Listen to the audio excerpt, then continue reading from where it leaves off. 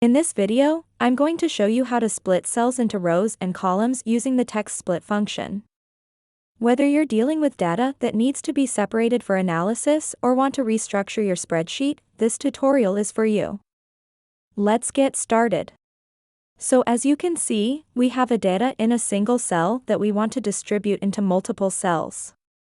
But no worries, you can use a tool called TEXTSPLIT to do this. Start typing =sign and TEXTSPLIT function with open bracket. Then specify the cell where you have a data. And every time add semicolon. And now we need to specify our column delimiter and a row delimiter. To specify the column delimiter, we'd like it to be the equals sign, so let's configure that. And to specify the row delimiter, we'd like it to be the comma. And then add close bracket. After setting these separators, press enter. And you can see that it works. You've successfully learned how to split cells into rows and columns using the TEXTSPLIT function in Excel, giving you more control over your data organization.